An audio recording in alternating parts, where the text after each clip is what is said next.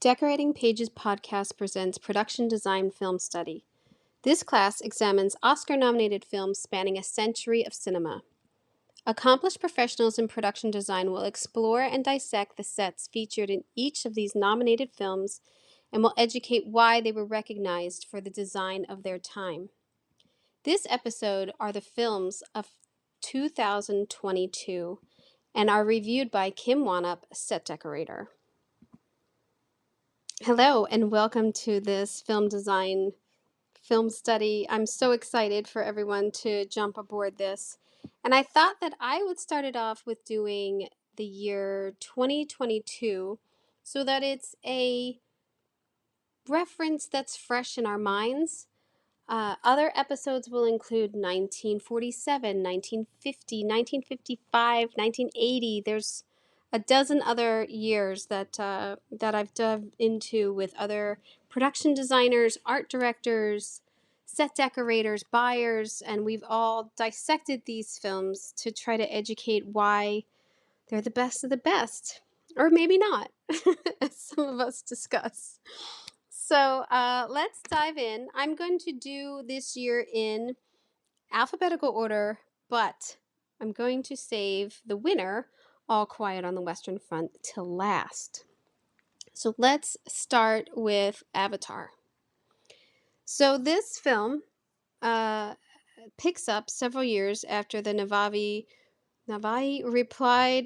repelled the RDA invasion, and Jack Sully and his family are living in Pandora. Things seem peaceful, but the RDA have other plans, invading and capturing Pandora.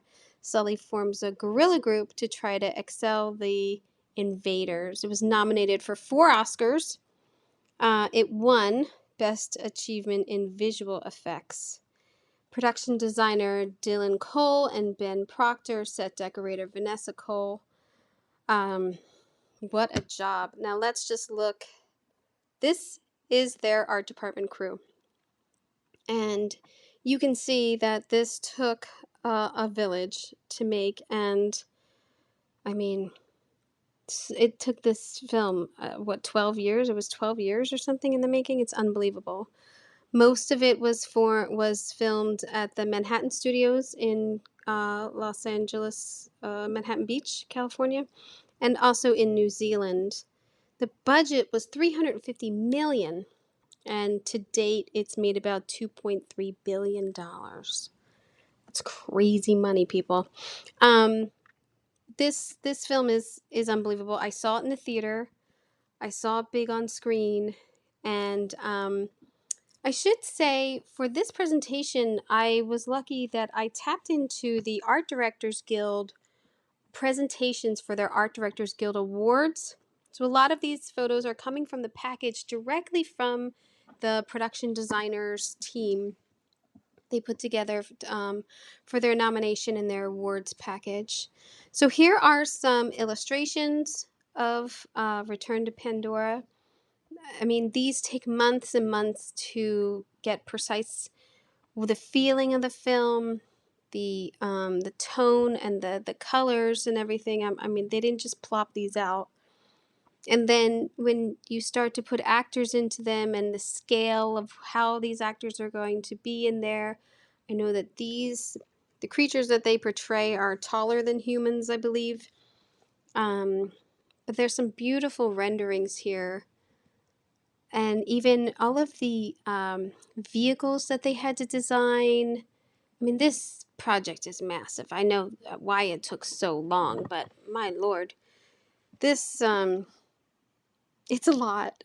Being in an art department and you're living with these people and developing all these things over time. It's an incredible process that they went through. Here's one of their practical sets. And you could see their lab and the dressing, and then even the advanced computer screens that they've developed, all of the lighting that's built into the sets, some of the fixtures there, the flooring, even the details on the bottom left of just the dressing of those little bags that light up. And the stage structure, which I have made bigger here so you can see the build of this. That's fantastic. I mean, look at that. And they're lighting from above. They've got other sets around it. Um, Beautiful sets. This is back to the vehicles that they have to build and integrating that with their digital process. I mean, they've really it's a magnificent film. That's all I can say. I grapple with how much digital content is there versus the reality of the actors and the real sets, and it's very hard to tell where they start and stop. It's very hard. That's how great this is. I mean, all of the features when they're in the water and digitally, it's just gorgeous. One of the things I really enjoyed seeing here is the practical making of this webbing and using that with the actors and making this little world that they had. It's gorgeous, and I'm sure that took a long time to practically make and make part of the set. Here is one of their other practical sets in Med Bay, which is so, technically advanced. They want to achieve that in their design to show that this is an advanced society. The lighting that they have there, the use of medical pieces. And here again is the part of the village. What takes me out of this as a viewer in design is I don't quite know where this real set is and not. I mean, it's apparent in a set like this. This is real. But this gets so part of the digital world that then I'm like, why did they bother building? Look at how much detail is in this weaving, and it's incredible. It's gorgeous. And then to make that transparent piece there so that lighting can come through and you can get the blue tones. It's gorgeous. This also just showing some more of their practical pieces, desks that they made, tablets they had developed. Yeah, this desk, wow. I mean, throughout the film, they have to make so much because they're in the future, and it's not out there to rent. So they're making all of this, which is unbelievable. And then these water, scenes and the big tanks that they use with the actors. Again, here's more practical sets, the Sea Dragon Bridge. These were all built. They're beautiful sets. I mean, look at the detail of even like the flooring and the doors, and it's beautiful. It's beautiful in a sci-fi way. That's how I feel. Here's another behind the scenes picture of them filming in the tank, and then from above. And as I said, their vehicles, they had to build all these with some of the army pieces, these tanks. It's a wonderful design film. It's awesome. It's by far in a different league than the other nominees. It's just a different film. And it's very hard to say one is better than the other when these films are so different in their designs and so different in their storytelling. But somehow, you vote and you pick one. Our next film is Babylon with production designer Florencia Martin and set decorator Anthony Carlino. This is a tale of outsized ambition and outrageous excess. It traces the rise and fall of multiple characters during an era of unbridged decadence and depravity in early Hollywood. So I have here that their budget was $110 million, and it made about $64 million to date. Nominated for 3 Oscars, no wins, and filmed all around Los Angeles. It's uh, I have people who worked on this film that I know, um, especially prop master Gabe Perillo and her assistant Julie and Casey, and I know how hard this shoot was and how demanding it was on the cast and crew. So I take that in a little bit when I try to judge all these sets and everything, just knowing that they were tight. They were really on a strict shooting schedule, I guess, and or just a demanding shooting schedule that made, having these sets created hard. And look at this set. Look at all of this detail and grandness in this architecture of the time, and the size of this set is fantastic. It's I mean, a huge party scene. I don't know, it's like the first 20 minutes of the film is like, or more, is in this. It's beautiful. Look at the detail, and seeing how the carpenters are fitting pieces and paint going in there, making details. I mean, it looks like it's down at the Biltmore. It's so aged perfectly, and just gorgeous, gorgeous work. Another set of picture to show how large this is. The bedroom that they did, that there's a big scene in. I believe this is a rendering of it, but this is, you know, very much of the time of having the pictures on the wall and creating this feeling with this color scheme of the bold richness of, the house being like this huge mansion, which you can see this is all that they built and then extended it digitally. Um, and the research that goes into our projects is always amazing. I mean, they're showing, LA before it was LA, and look at this kaleidoscope pictures and seeing that it was all, you know, orange groves and farming and desert. I mean, we basically live in a desert in Los Angeles.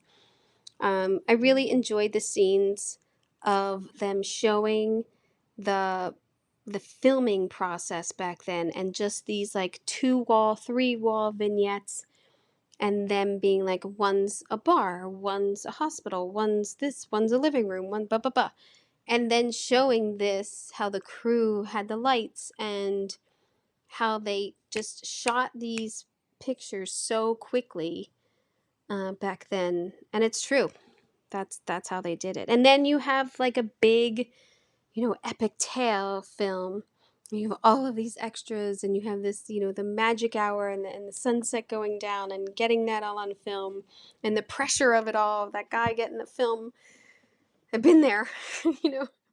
You've been a PA. You got to get it now. You got to get it to set. Um, Anyone who's worked in the film business can relate to that scene of that guy trying to get that film set. It's captured very well. I love the inside of, like, the dressing room of the time, and he's out there in a tent, and he's got all of the niceties that actors get when on set.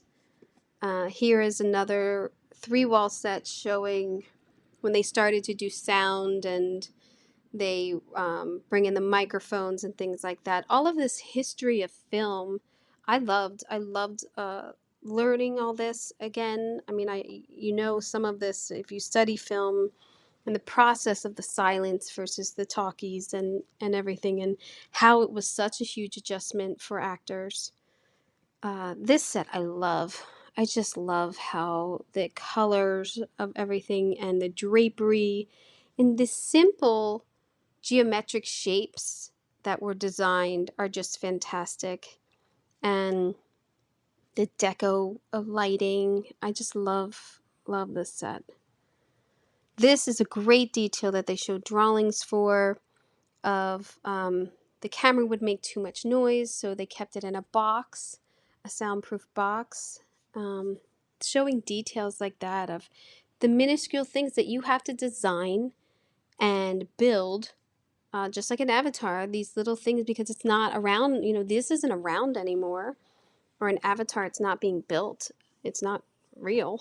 So um, this is amazing. When they go down to this, like the basement of Los Angeles, the block house, as they call it, all of these tunnels that they went through. And then I believe this is a rendering of how they wanted it to feel. And that is the scene. The scene does feel like this cave. I mean, they have fire in there and no lighting, and it's this gross scene, but it definitely conveys some wackiness going on in Hollywood. Um, Dressing, storefronts for period, even the cars, the detail of the awnings, the graphics on all of the windows. This is this huge dress to get period correct for them. Again, here's some of their research and then how it translated into the scene and into the set, showing, how people were living back then. Even if this wasn't Hollywood, maybe it was New York tenants. I'm sure they took that research and implemented it into the story. And then you have the opposite. You have the Spanish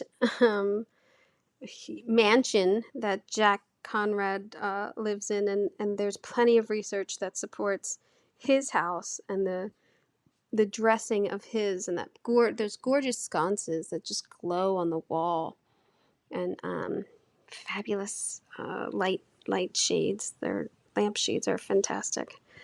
Um, Here's another view of that room. Just gorgeous. Look at the floor. It's gorgeous. And it's not overdone. But they're implementing this style, but it's not overdone. It's not, there's not too much in the room. Lady Faye's bungalow, I thought, was a fantastic set of just getting so much red and color into the room. And then you see through that doorway how the hallway is a different shade, that only her room was red, and just beautiful. And those are the plans for the room, details, the millwork, the wallpaper reference. And then here I thought was interesting, showing all of the graphics that went into, when they present her as a movie star, or like their movie posters are up. Just the style back then of all of these posters, which I just did 1927 films with production designer Jamie McCall, and we talk a lot about the posters of that days in 1927. So it is a thing back then with all of these posters that were just fantastic. And this office, Eleanor St. John's office, is a location I have shot there, but a beautiful Moroccan style room, and these gorgeous details of the woodwork or casing around the windows, and then that beautiful piece of furniture that they have there, the desk and everything, the wood carved desk is just fantastic. I think the whole film is done really well. I mean, the props, of course, are done great. But the whole film is done really well. For me, like, as a film, I don't think people really care about Hollywood as much as they used to in those days. So maybe that's why it didn't do as well as maybe it could have. But I'll watch Brad Pitt do anything, right? And Margot Robbie is an angel. She's gorgeous. I would watch her do anything too. I just think she's a fantastic actress, and yeah. So next we have Elvis, production designers Catherine Martin and Karen Murphy, and set decorator Bev Dunn. I watched this movie and I didn't like it, and then I rewatched it to talk about the sets, and it grew on me, I must say. And so this is the life of the icon Elvis Presley, from his childhood to becoming a rock and roll movie star in the 50s, while maintaining a complex relationship with his manager, Colonel Tom Parker. This film had a budget of $85 million and made $288 million. So that's a hit. It was nominated for 8 Oscars. I don't think it won any, if I'm not wrong. Here is the art department: art directors, set designers, set decorator. And what I found fascinating in doing the research for this versus when I watched it the first time was thinking that, oh, they probably went to Graceland and did this, or you'll see like this town in the 50s. Oh, they probably went somewhere in the South and found these old drugstores and whatnot. No, they built everything in Australia. This film was shot completely in Australia, and they built everything, which I know I shouldn't be blown away by that. I'm a set decorator. I work behind the scenes. I shouldn't be like fascinated by that, but I am. I think it's fantastic, and it made me like the film design wise more, knowing all the effort that they had put into this.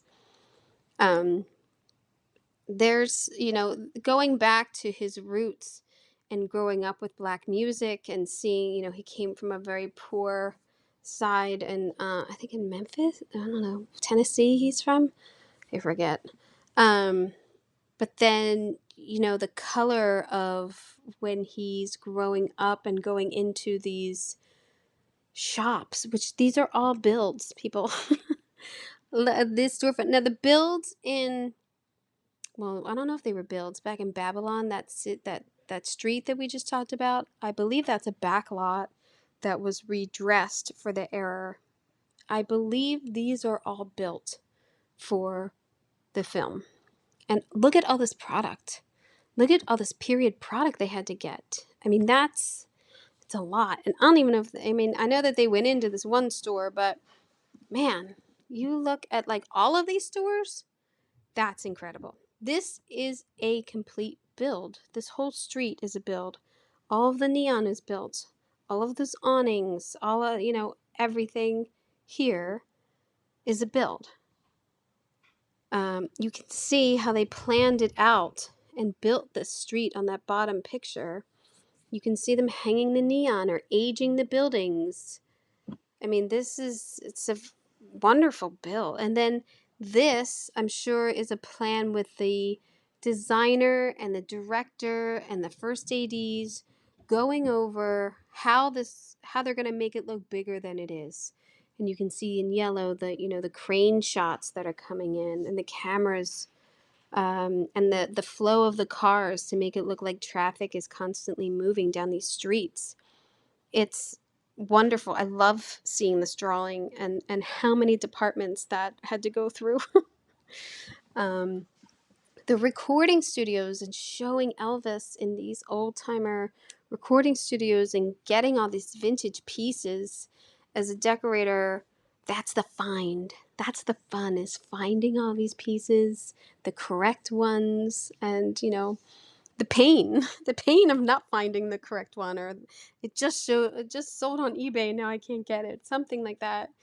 The details are incredible. There's this circus fair sequence that so much effort is put into, the carnival, and it's not very long shots, to be quite. I don't feel like he's there. This isn't like a huge part of the movie, I feel. But look at all the paintings and the backdrops, and I've done fairs, so you got to get all the, and this is period. You got to get all the merry-go-rounds and, illustrating this. Look at the cars and the detail and the Ferris wheels, and again, showing where the cameras will be. There's the location picture of the before where there was nothing there. They're building models, so that, people like the director or the DP can get scale into their heads. Sometimes is better than looking at drawings. Yeah, there's a huge carnival. build here and set up, probably put up and put down in like a couple days. Unbelievable. Now here is interesting. Here is Graceland. Now they built all this. They built all of it. Look at that. So what they did was they built the bottom half and then set extensioned the rest of it. I mean, unbelievable. Look on the mountainside and how, it was built inside also, because they built the inside on a stage and had to do the reverse on some of people coming in and out of the doors. So that's why you're doing the build on that bottom left picture of the entry port. And then inside, seeing I love, love, love seeing, sets that aren't dressed yet and then seeing them dressed. I mean, it's something spectacular. That's why I became a decorator. Seeing a set undressed and then seeing the personality and the details that decorators can put into these spaces. That's why I'm here. That's why I love my job. This is a spectacular set. I mean, I know that and reproducing things, I feel, because I've done it, there is such an importance that you want to respect the actual spaces, and in recreating them to the precise down detail of a crack in the mirror, you want to give that respect to the space that you are trying to recreate. And I know these sets are done phenomenally because this team obviously has done some phenomenal work before. These I think I read that they wanted to go into places that the tour doesn't go into, and wanted to show those spaces also. So I have never been to Graceland. I don't know these spaces, but it's great. I love it. This detail of look at the banister, look at the drapery, and the detail work is just fantastic.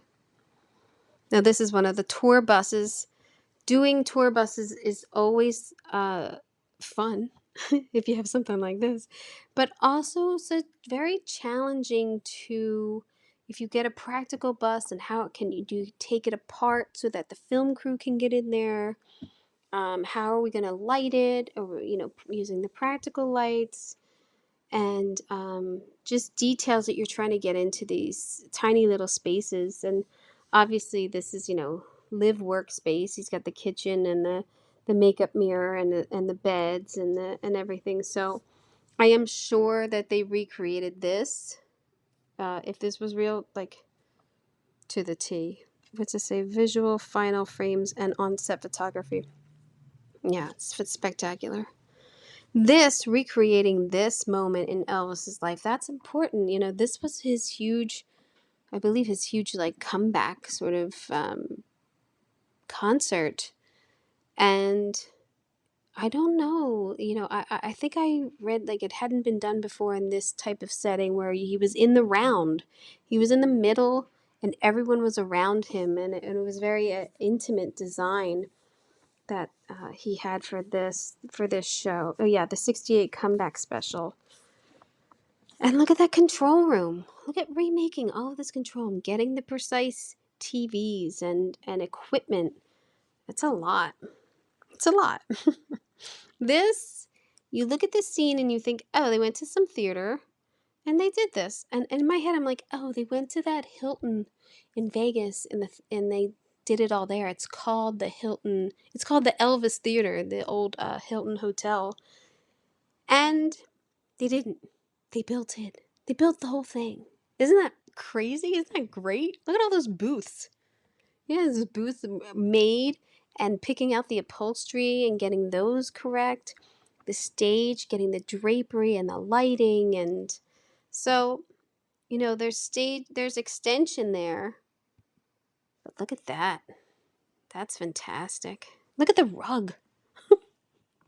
That's great. And his hotel suite. I mean, this as a set was gigantic. And the sunken living room and the TVs, the drapery to surround all of this view of Las Vegas. And the gold. It's so dark, though. It's so dark on film. But this also is one of my favorite sets in the in the film. Colonel's his office. I mean, what a nut job this guy was. Like, it's surrounded by Elvis memorabilia that he eventually, I believe, owned all the rights to. But just creating all of these posters with the actor in them and not Elvis. You know what I mean? It's a huge graphics film, just huge. And yeah, I do, and I'm sure eBaying all this too was a pretty penny getting all these pieces together. So that is the Emmy nominated film Elvis. Um, and the last, are we on the last film already? Boy, this has been fun, huh? So, production designer Rick Carter and set decorator Karen O'Hara. This film is growing up in post World War II era Arizona. Young Sammy Fabelman aspires to become a filmmaker as he reaches adolescence, but soon discovers a shattering family secret and explores how the power of film can help him see the truth. So, as a film person, if you're watching this, you know this is the story of how Steven Spielberg grew up. And this is his story, directed by Steven Spielberg, written by Tony Kushner, one of his partners, I believe. And I mean, I don't think every single scene is exact, but I think a lot of it is Spielberg's own story. A budget of 40 million, and to date, it has made 46 million. Nominated for 7 Oscar awards. It was shot in Arizona and Los Angeles. The art department here. Now you can see all of these other films, much smaller art department than the Avatar, but this is, these are the people that are making it happen. I I love I love when you have to do like fake snow, and I just get really like, wow, I can't believe we're doing this. And everybody's like bundled up, and it's like 90 degrees in LA, and there's fake snow on the ground, and Um, I love doing the weather stuff. I sometimes I hate doing holidays, but doing holidays and finding vintage holiday pieces, that's fun. That's always fun.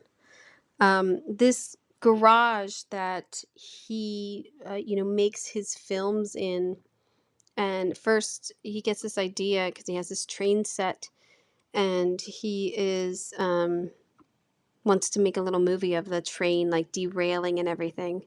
It's a really great scene in imagination and looking at a child who wants to make something and build something and make it better and make the train fall out, and then his mom helps him and gets involved. And I really loved this this scene and this aspect of like a mom trying to help her kid, with his dream. And here they show the models that they made for the house. This first house, they moved I think 3 times. This first house is more period than the others. To make it look older than the others, you'll see they get more mid-century, more craftsman. And is this still? Yeah, still the first house. Look at that drapery in the kitchen and the old stove, the linoleum flooring. But you could see how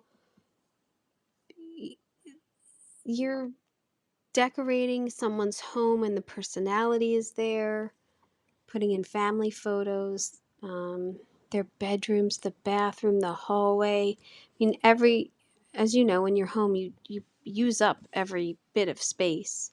I love the color schemes, the period color schemes in the film. But the favorite is his bedroom. His bedroom is fantastic, and these built-in shelves along the wall, which were really popular back then, and the drapes are great, and the detail work of him editing these films in these tiny little film canisters. It's a great detail. This, I believe, is the second or third house that they have, and you could see how the 60s start to come into play. The design is more mid-century, and then the other house is the Craftsman in California, or I think he's in San Francisco. I think they end up with the mission style that they've implemented, and even in the lighting, those beautiful shades that they have. And again, a period film with graphics and storefronts and creating this whole world. It's amazing. I love the color scheme of this camera shop. It's so great. And this I loved. I love this girl's bedroom. Um, all the Jesus and like Bobby Darin details. And look at the bedding. The bedding is so fantastic. There are some bigger sets in the prom scenes. There's the bigger sets of him shooting his film outside with like in the desert on all these rocks. So that was the Fabelmans.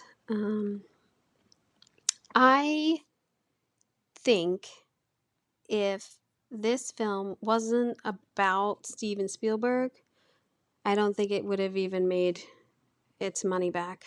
I just don't. I think it's a good film. I wasn't in love with it. I don't think the film overall is anything special to me. And I would, well, we'll discuss at the end. Let's discuss at the end that. Now here is our winner for 2022 production design. Production designer Christian M. Goldbeck and set decorator Ernestine Hipper, who you can hear on the Decorating Pages podcast. I talked with her a week before she won. She was so down to earth and so humble. Just a lovely, lovely woman, and so talented. And she had done Tar in the same year. It was really great work. All Quiet as the story of the start of World War One. Young Paul is a young German patriot eager to fight. Indoctrinated with propaganda at school, he and his friends eagerly sign up for the army soon after graduation. But when the horrors of war soon become too much to bear, and his friends die or become gravely wounded, Paul questions the sanity of fighting over a few hundred yards of war-torn countryside. I mean, this film is rough to get through. It's rough. It's very visual in the hard moments of war. It was nominated for 9 Oscars and won 4. It was filmed in Germany, Belgium, Prague, and Czech Republic. This is the 3rd rendition of the story. It is also said to be the most expensive German film in the history of Netflix. The director used a military area and an airfield north of Prague to film the battlefield, and it was a huge mud field the size of 10 football fields. So we will get to that set. It's phenomenal. Here is the art department. I know that Ernestine said she had buyers in different countries, and language barriers and just different ways to work. So I know that this was from firsthand her talking how hard this was, and they didn't think that it was going to be Best Picture. I looked up the money. I don't know if I had the money. It just said most expensive. They don't want to tell. So what is interesting in this film is it's war, and the color palette is all down. It's all, muted down colors. And I think too, again, in recreating real real situations and real rooms that would have been there. I mean, this is a rendering of the clothing room, and then you see all the seamstresses stitching up older used uniforms from men who have been killed and shot, and they're sewing up the bullet holes to pass this wardrobe on to the new guy who's going to put it on and wear it. I love looking at the renderings versus the reality, and even the windows back there, how dirty they are. And I asked her about getting all of these sewing machines, and it was a feat. It was a feat to get them all. You're also looking at building old pieces, and so when you're building old pieces, and then you have to age them and make them look worn. I mean, she had a lot of things that weren't new. So even if you had to build something, you have to make it look not new. I believe this is a rendering also, and then this is the set that's shot. I know that a lot of the buildings were there and then they built onto them, and or enhanced. Like, I'm sure if this was a building, maybe just putting down those the wood on the windows, or this whole piece here of the Warfield. This is a rendering. This is a rendering, but then this is the reality. It's fantastic. I mean, the detail of building out the trench with all of the wood planks and then making the wood ladders and look at these sandbags. And she had to get all of that barbed wire. She tells a fantastic story about producing all this barbed wire that's fake, because you didn't want the actors to actually get hurt on this. And so she has a great story about that on the podcast. But it looks like, oh, they just built a trench and then, like, that's all on construction. But no, look, all the barrels and then pieces laying around, and boxes and the ladders and just boxes on the wall back there. There's a tremendous amount of detail in this. It's really unbelievable. And then they had the scenes in the rain and pulling the water out of there, and all of the fight scenes that they had to do through in these, and the bullets, and showing war literally in the trenches. I think this is one of my favorite. This is the rendering, and this is the reality of the French. It was like the French trench that they got into, and they immediately start eating their bread and their cheese and everything. But that's these are details I'm sure in research you find. They had some flour, they had a couple pots, they had some plates, some makeshift tables. I mean, if this is done in research, and then look at even the fabric used above, how great that is. This is a rendering of their little village. This is one of the bunk places that they would sleep, and then this is one of the sets coming from there. And again, the finding all of this old vintage stuff. I don't know in Europe. Maybe they got good prop houses, or it's a plentiful. I don't know, but it's a lot. I wanted to show too some details of some of the graphics that they had just in the background. And then this whole set down here, the weapons factory, and it's not on screen very long, but look at the detail of the big missiles. They're not missiles, bombs. I don't know. I mean, it's a weapons factory. They're making bullets there. This just an unbelievable thing of all the clothing hanging, the hospital that they did, candlelight, all of the textures on the walls, getting all these little cots and bedpans and side tables. This detail is fantastic of, people, the soldiers raiding houses and then coming out and finding some wine and some music. When they go into the generals' rooms and everything, and how different they're living. I mean, they're living normal lives. So, they're at the dinner table, they're at the dining table in your big house. The train is unbelievable to me. This train set the detail and the curtains and the lace and the upholstery and the etched glass that they used. Look at that. Look at that. Uh, the drapery with the tassels and the sconces and the the carpet. It's just a beautiful space that they turn. I think they flipped that.